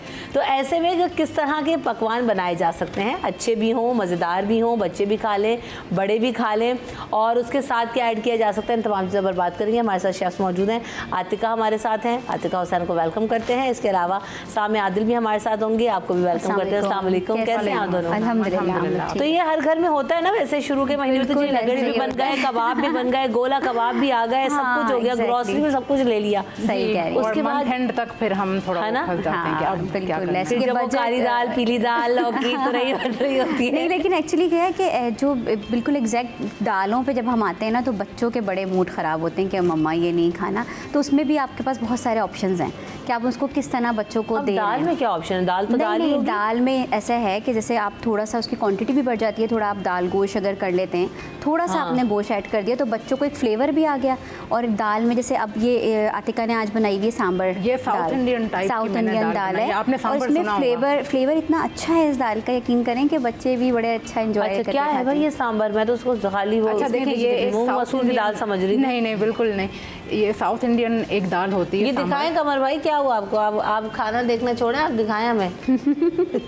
तो मैंने सोचा कि मैं इस तरह की बनाऊं क्योंकि घर में ये बनती रहती है, क्योंकि देखिए मूंग की दाल हम खाते रहते हैं, लाइक जो दाल तड़का हमारा सिंपल सा होता है, या फिर अगर कोई भी माश की दाल हो गई या दाल मखनी हो गई। अब ये वाली जो है ये काफ़ी डिफरेंट है टेस्ट वाइज। इसमें तो राई शाई भी नजर आ रही है। जी, राई वगैरह भी है, कड़ी पत्ते भी बहुत हैं और वेजिटेबल्स भी बहुत हैं। वेजिटेबल्स भी हैं? अच्छा भाई तरीका बताएं कैसे बनेगी, बनाते हैं हम भी ज़रा जाके। देखें ये बड़ा सिंपल है, इसका ना जो सारा मज़ा है वो सिर्फ इसके तड़के में ही है। आपने थोड़ा ऑयल गरम करके इसके अंदर आपने राई और ज़ीरा आपने डालना है और करी पत्ते, सही है। फिर इसके अंदर आप वेजिटेबल्स अपने मर्ज़ी के डाल सकते हैं। मैंने जैसे इस्तेमाल किए हैं इसमें कैरेट्स और ग्रीन पेपर और प्याज और टमाटर। अब जो आपके पास अवेलेबल हो आप वो डाल सकते हैं। और दालें कौन सी लेनी है? दाल तो मैंने सिर्फ मसूर की दाल ली। ठीक है। वैसे ये अरहर की दाल के साथ जी। बहुत बेस्ट बनती है। अच्छा, उसके फिर? साथ बेस्ट बनता है, बहुत अच्छा लेकिन फ्लेवर अगर आता है आपके पास इसका। नहीं है तो ये बिल्कुल इस दाल में ही बन जाएगा। वो दाल आपने अलग उबाल लेनी है, थोड़ी सी हल्दी डाल के, बिल्कुल पिस गई, सही है।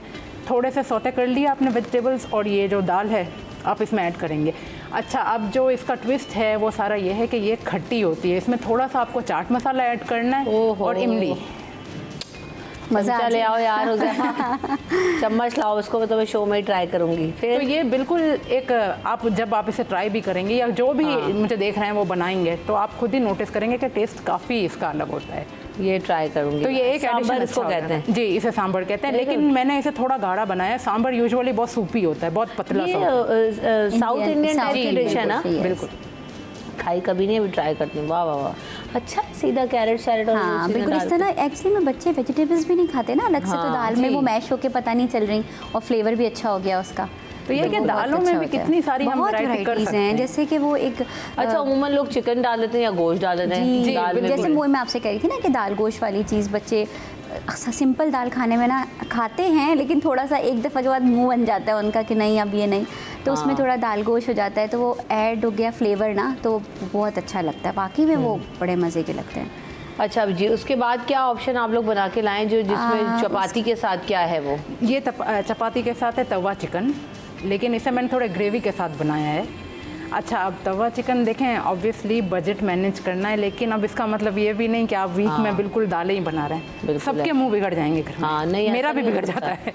नहीं यार, तो अच्छा भी नहीं लगता ना। जी, जी, बिल्कुल। रोज दाल या सब्जी। तो देखें, अगर हम लोग पूरे वीक का जो मेन्यू है ना, हम ये ध्यान में रखते हुए प्लान करें कि दाल भी ऐड हो गई, सब्जी भी हो गई, चिकन भी हो गया, फिश भी हो गई, बीफ भी हो गया, बजट भी आउट नहीं होगा। अब देखें वीकेंड पे जाहिर सी बात है सब घर में ही होते हैं, तो ऑब्वियसली आप कुछ ऐसा बनाएं जो सबको अच्छा भी लगे।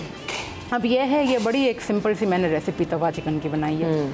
ठीक है, तो ये बस आपने चिकन ले लेनी है। अब मैंने बोनलेस ली है, आप कोई भी ले सकते हैं।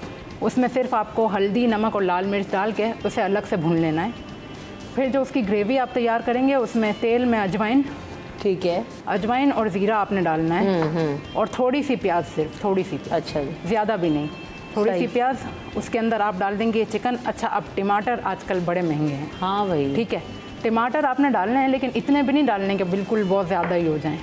अगर आप हाफ़ के जी चिकन बना रहे हैं तो उसमें आप सिर्फ 2 अगर आप मीडियम साइज़ के भी टमाटर लेते हैं, और बाकी आप दही डालेंगे इसमें, ठीक। इसकी ग्रेवी करने के लिए।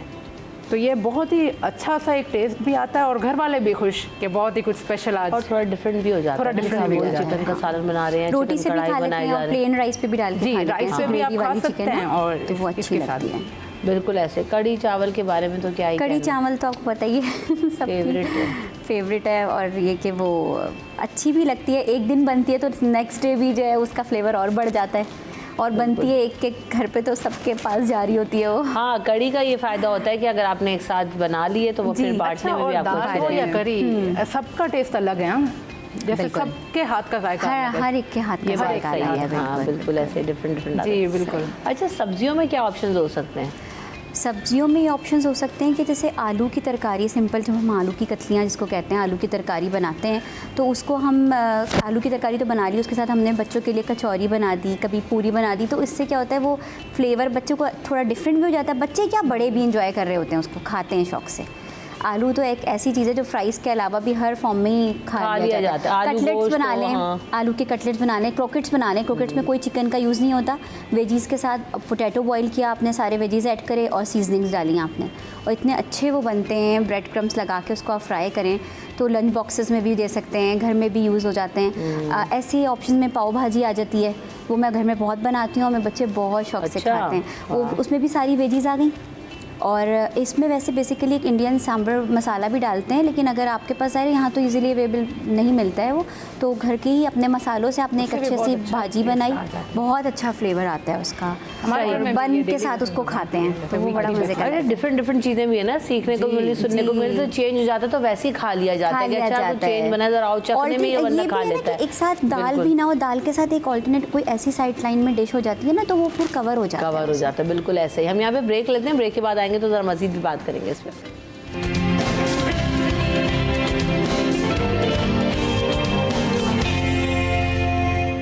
Welcome back in city 10। बात होगी जनाब कुछ सब्जियों के बारे में भी कि भाई अच्छा ओवरऑल हम क्या वही शुरू में इतना कुछ मुर्गन खा लेते हैं, बिरयानियाँ भी, पुलाव भी, एंड में कबाब भी, सब कुछ, और फ्रिज भी खाली हो जाता है, सारे फ्रोज़न आइटम्स भी ख़त्म कर देते हैं। कैसे वीक वाइज मेन्यू को आप लोग डिस्ट्रीब्यूट करें कि जी किचन का जो बोझ है वो भी कम रहे, बजट फ्रेंडली भी हो और मिक्स मेन्यू भी हो, जिसमें मैं तो चिकन, अपने गोश्त, किचन में सब्जी ऐसे सब ही कुछ करती हूँ कि एक दिन अगर मैंने कोई दाल बनाई है ना, तो मैं फिर उसके साथ साइड में, जो मैं आपसे कह रही थी ना कि वो फिर ऑप्शन बच्चों के पास भी हो जाता है और ख़ुद को भी सही लगता है कि एक साथ एक चीज़ नहीं खाई जाती ना, दोनों टाइम थोड़ा सा इरिटेट हो रहे होते हैं कि नहीं मम्मा अब नहीं खाना, तो उसके साथ या तो कोई सालन कर लिया, कोई भी साइड में, जो हमारा अपना आलू गोश्त हो गया, भिंडी गोश्त हो गया, जो हमारा नॉर्मली डेली बेसिस पे खाते हैं शौक से, वाकई में उसका मज़ा ही अलग है खाने का ना। और देखिए मेरा मानना ऐसा है कि जो हम वीक का पूरा मेन्यू डिसाइड करें ना, मैं ये मानती हूँ कि वीकेंड पे आप ज़्यादा आप फोकस कर दें, बिल्कुल लाइक चिकन वगैरह अगर अच्छे खाने आप वीकेंड, बिरयानियाँ, पुलाव और इस तरह की लेकिन अब चीज़ें। इसका मतलब ये भी नहीं कि जो बाकी के 5 दिन होंगे हम कुछ भी खा रहे होंगे, लाइक काफ़ी वैरायटी है, सब्जी हो गई, दाल हो गई, लेकिन आपको जिस तरह देखें, एक तो मैंने आपको अब यहाँ पे बताई, एक ये है दाल मखनी भी बहुत अच्छी है, दाल तड़का भी बहुत अच्छा है, और उसके साथ सर्व करने के लिए भी बहुत सारे ऑप्शन है, आप नान ले सकते हैं, आप चपाती ले सकते हैं, घर की बनी हुई रोटी या फिर बॉइल्ड राइस, जो भी।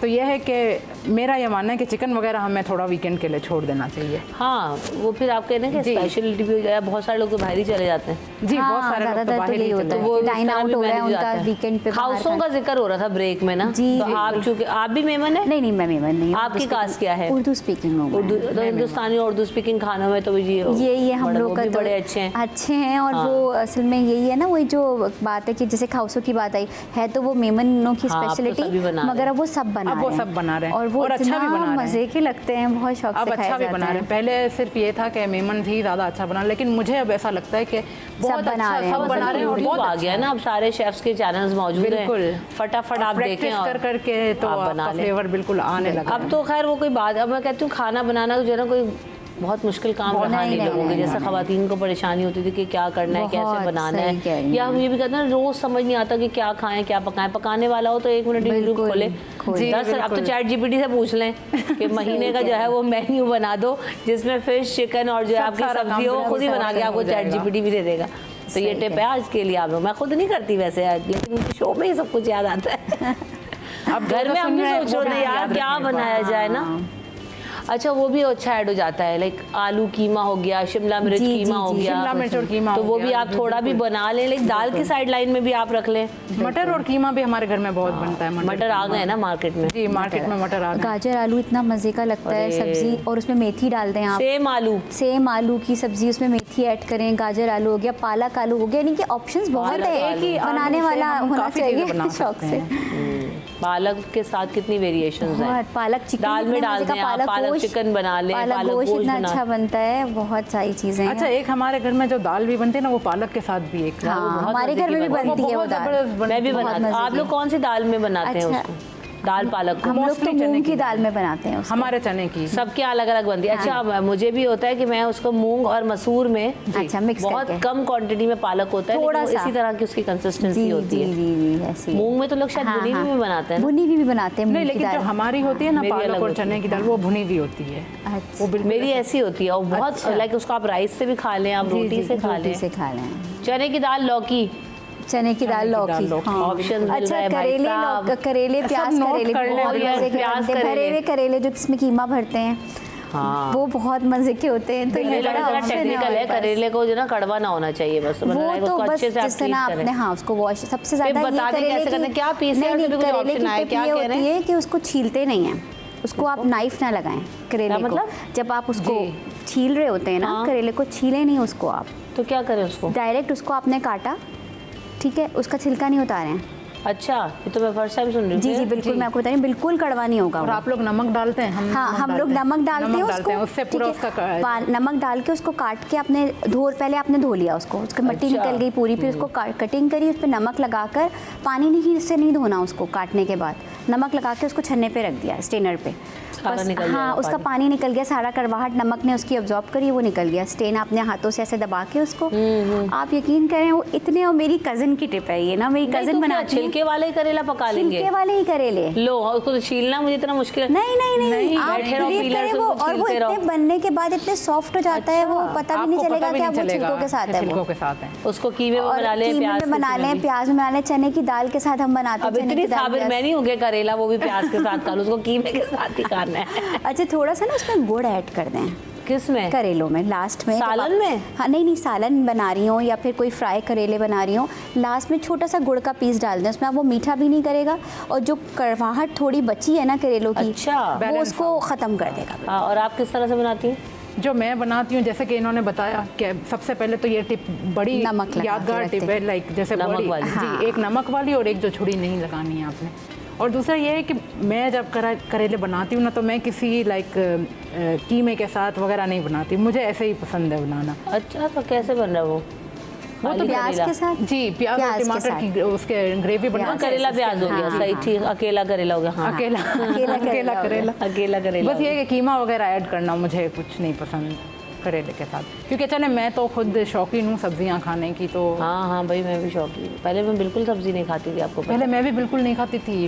रायते शादी से पहले आपने वो दिमाग ट्राई जो है लौकी ना का खराब रायता, होता है। फिर आपको आप अंडरस्टैंड करते हो कि सही जो ना कह रही। लाइक जो प्रेगनेंसी में मुझे चिकन से वो तो हुआ ना बहुत, कि यार चिकन नहीं मैं खा सकती, बिल्कुल। वो फिर मैंने एक- फर्स्ट बेबी जब हो रहा था तो मुझे ऐसा होता था कि चिकन पकता भी था तो मैं कमरे में भागती थी और कमरा लॉक, ऐसा कि होता चिकन है। नहीं चाह। तो उस वक्त मैंने कहा अच्छा सब्जियां भी कोई चीज़ है भाई दुनिया में, इसको सही ट्राई बात करो। और अब आपको लाइक सब्जी होती तो मैं कहती हूँ यार सब्जी इज गुड। अच्छा, बल्कि आप नोटिस करेंगे अगर आपकी लाइक डाइट में सब्जी काफ़ी इंक्लूडेड है ना, भले सैलेड के फॉर्म में या इससे, हाँ। आपकी स्किन बहुत क्लियर होना स्टार्ट हो जाएगी। बहुत ये होता है, डिटॉक्स हो जाते हैं आप पूरे। डिटॉक्स हो जाते हैं आप खुद ही वाकई में। देखेंगे कि अचानक भाई मेरे फेस पे काफ़ी अब ये ग्लो। मुंह मियाँ मिट्ठू वाली बात नहीं है, लेकिन बात ये बहुत सारे लोग मुझसे पूछते हैं कि आप रोजाना जो है ना इतना मेकअप मेकअप यूज़ करते करती हैं, हो, हाँ। इतने जो है जाहिर सी बातें यहाँ से जाते हैं पहुँचते हैं मेकअप उतारते हैं, लाइक टाइम आपको Time लगता है स्किन के ऊपर।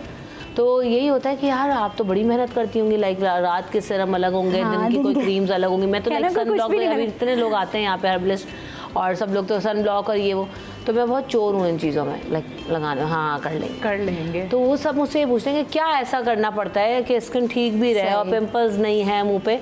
तो यही है कि आप अच्छी डाइट, जब आप डाइट लेते हैं, वाटर इनटेक आपका बहुत वाटर होना इनटेक चाहिए। अच्छा होता है, पानी हमेशा साथ होता है, और जो है ना सैलेड खाने में जरूर सैलेड होता है। देखिए मैं बताऊँ, अच्छा सैलेड जो अगर आप कोई भी हो, खीरा है, प्याज, सबसे ज्यादा ग्रीन सैलेड ना आपका, मुझे तो कोई कुछ ना दे, कुकम्बर मैं हो तो दो गया, टुकड़े प्याज आइसबर्ग हो के गया। खा लेती हूँ। अच्छा, cucumber इसमें भी इतनी अच्छी अच्छी ड्रेसिंग्स बन के डलती हैं ऊपर से ग्रीन सैलेड में। लेमन ही स्प्रिंकल सिर्फ कर वही लें, तो मैं कह रही हूँ उसमें ना। सलाद पत्ता डाल कुछ दें, भी पुदीना नहीं। काट के डाल दें, तो आप हाँ, कितना रिफ्रेशिंग। अभी तो refreshing हो कॉर्न्स जाता आ है। रहे हैं, बहुत रिफ्रेशिंग और चने filling भी आपने इतना बॉईल हो करके जाता रख लिए है। पॉट में, वो ऐड Filling कर भी लिए, बहुत अच्छा होता है। बहुत फुल क्या पोर्शन चीज़? हो गया आपका। लाइक फिलिंग भी काफ़ी हो जाता है अगर आप इसमें थोड़ा सा ना मैक्रोनी भी अगर ऐड करें, बॉईल की हुई है वो थोड़ी सी डाल देना, तो एक बिल्कुल। सैलेड भी अच्छा आपका वो बन जाता है। बिल्कुल। लेकिन खैर ये तो सारे फैंसी सैलेड हो गए ना, जी। चना आपने ऐड कर लिया, मैक्रोनी ऐड कर लिया, रशियन सैलेड अभी आप आजकल रशियन सैलेड बना सकते हैं क्योंकि सेब आ रहा है, मैक्रोनी अवेलेबल है, क्रीम आपके पास होती ही है हमेशा, जी, और बिल्कुल। कॉर्न्स आ रहे हैं, खीरा आ रहा है, एप्पल बहुत अच्छा है, बॉयल पोटैटो आप पीच उसमें इतना डालें, अच्छा है, हर चीज़, तो हर उसमें आप देखें कितना रिच रशियन सैलेड, पीज आ गए, मटर भी उसमें डाल सकते बिल्कुल, हैं, बिल्कुल तो वो बहुत अच्छा लगता है और अच्छा, बच्चे भी अभी खा जो लेते आप हैं उसको। स्किन की बात कर रही थी ना,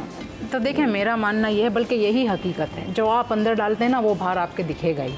अब आप ऐसे ही है, अगर समझे रमज़ानों में आपने नोटिस किया अरे, होगा, हम कितना जब बहुत ज़्यादा ऑयली फ्राइड फूड खाते हैं, हाँ। ईद तक हमारे यहाँ पिंपल्स काफ़ी आए हुए होते हैं। मेरे साथ तो ये होता हाँ है। बिल्कुल ऐसे ही होता है। लेकिन जैसे ही आप अपनी डाइट थोड़ी फिल्टर आउट 2 वीक्स भी होंगे ना, वो ग्लो आपके लाइक स्किन क्लियर होना स्टार्ट हो जाएगी सही। और पूरी लाइक ओवरऑल एनर्जी रहेगी आपकी बॉडी में। आप ये देखें ना कि आप अपने बच्चों को भी और ख़ुद भी लाइक कितना चुकंदर खिला रहे हैं, कितना टमाटर खिला रहे हैं, कितना खीरा खिला रहे हैं। मैं तो जब घर में भी सैलड वगैरह बना रही होती हूँ इसीलिए ताकि आप लोग भी थोड़ा सा इंस्पायर हो जाएं और कुछ आइडियाज़ मिल जाते हैं, जो नहीं कर रहे होते वो करने लगते हैं। तो मैं ये भी करती हूँ कि जैसे खीरा काटा तो एक बड़ा सा खीरा काट के लंबा सा, और जो है वो टुकड़ा वो बच्चों को पकड़ा दिया। ऐसे ही मैं बिल्कुल इसी तरह चुकंदर अगर काट रहे हैं या कुछ है तो उनकी ना उसकी कैरेट्स बहुत खाते हैं पोर्शन सबसे प्लेट बच्चे। सब तो अवेलेबल हैं, तो like one portion is always for the salad. वो Salad। बच्चों की भी मैं उस पोर्शन में रखती डाल हूँ देती हूँ। That you have to finish. तो अब वो उनको आदत है, वो प्याज भी खाएंगे, वो बिल्कुल। खीरा भी खाएंगे, वो और जो ये ना अभी से बहुत चीज़ें अच्छी add आदत है करेंगे। जो आप जी। लाइक जो डलवा देते हैं ना, ताकि बिल्कुल उन्हें ऐसे ही पता है। चले कि ये देखिए यही बैलेंस डाइट है। उसी को आप आगे भी कंटिन्यू वो करेंगे। क्लीन ईटिंग हो गई ना आपकी जी पूरी। बिल्कुल। मुझे याद है मेरी अम्मी जब टमाटर काट रही होती थी ना सालन में, तो मैं जब छोटी थी खा ली। तो मुझे पकड़ा देती थी, चलो तुम्हें खाना है, तो मैं वो लाइक वो आधा पौना टमाटर तो खा ही लेती हूँ सही पकते है। में। तो अब मैं भी यही करती हूँ कि बच्चों को आप खाएंगे काटते काटते, तो वो लेके एक आधा भाग भी अगर खा ली तो कितना उसने नेचुरल चीज़ कितना को खा लिया, natural कितना चीज़, अच्छा बात सही है। है। तो हम लोग जो ना वो नेचुरल चीज़ों की तरफ बच्चों को लेके नहीं जाते, फिर कहते हैं लो बच्चा तो ना फ्रूट खाता है, ना सब्जी खाता है, ना उसको किसी चीज़ का टेस्ट पता है। तो भाई आप बताएंगे इन्हीं तो पता सब्जियों से ही चलेगा। आप बहुत सारी चीज़ें बच्चों के लिए कर सकते हैं, बना सकते हैं। वही मैंने आपसे जैसे कहा, क्रोकेट्स बनाते हैं, नगेट्स में भी इतने ऑप्शंस आ जाते हैं जो बच्चों के लिए हम फ्रोज़न ले रहे होते हैं। वही चीज़ आप बर्गर पेटीज़ हो गई, मतलब ज़रूरी नहीं कि आप चिकन से ही बाहर से बनाएंगे लेंगे, उसको आप। हाँ। अच्छा, सब्जियों के और ऑल्टरनेटिव चिकन का ऑप्शन क्या है, जैसे कबाब और पैटीज आप वगैरह बन उसमें सकते हैं। आप ब्रेक थोड़ा के सा- बाद आप बताइएगा। बिल्कुल। ब्रेक ले लेते हैं, ब्रेक के बाद फिर मज़ीद बात करेंगे।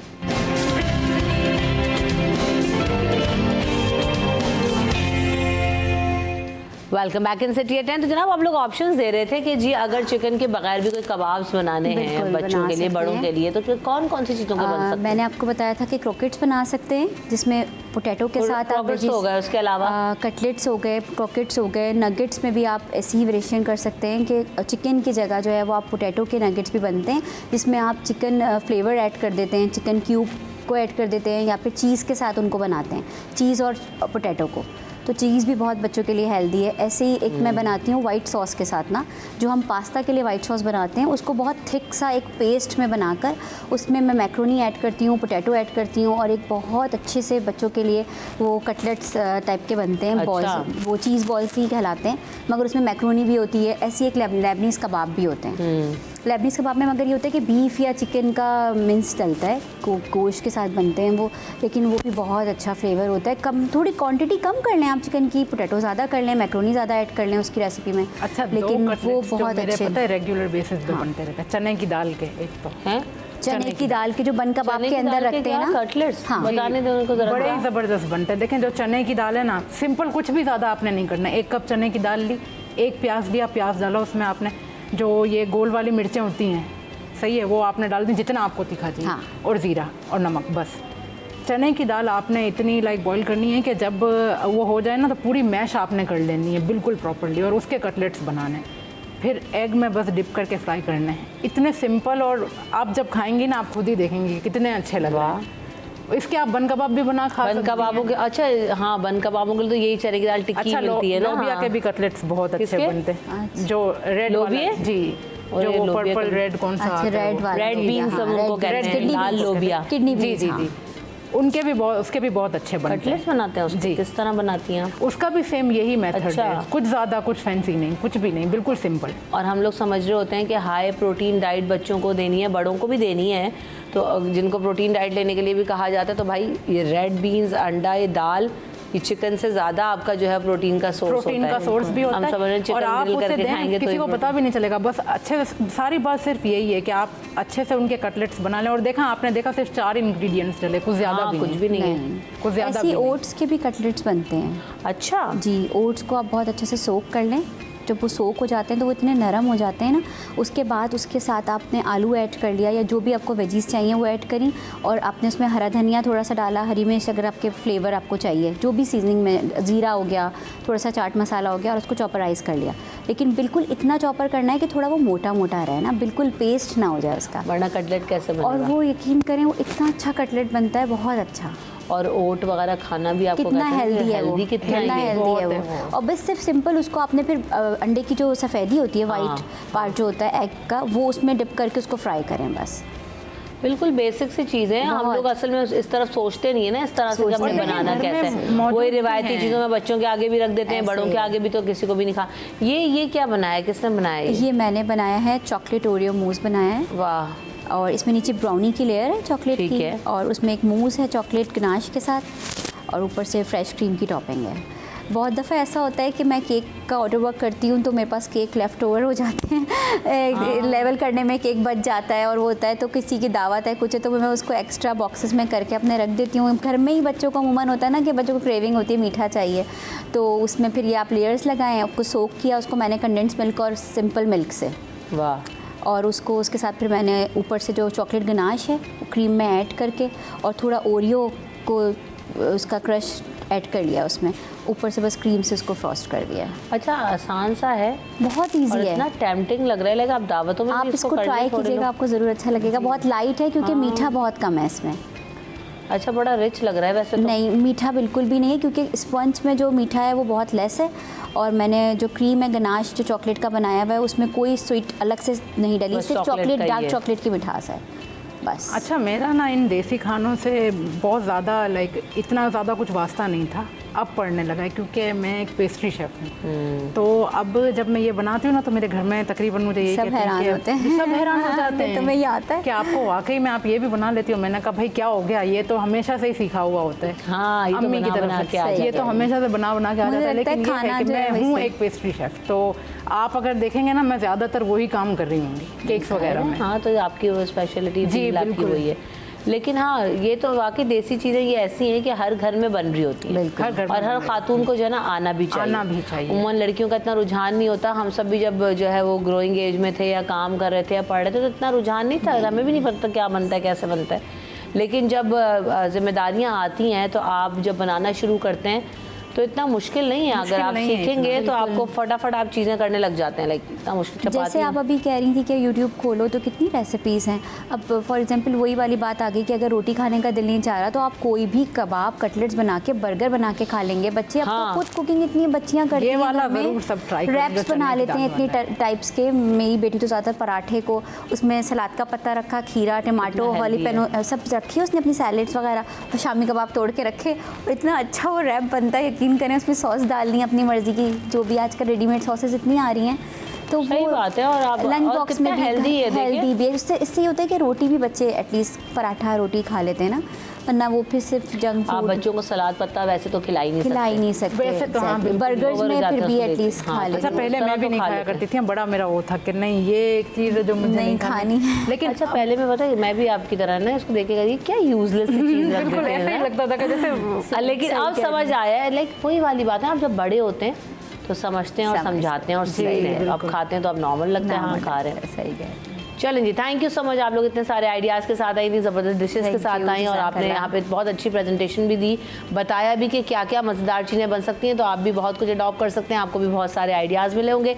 पसंद आए हों तो हमें फीडबैक ज़रूर दीजिएगा। अपना ख्याल रखिएगा, हमें दुआओं में याद रखिएगा। अल्लाह निगहबान।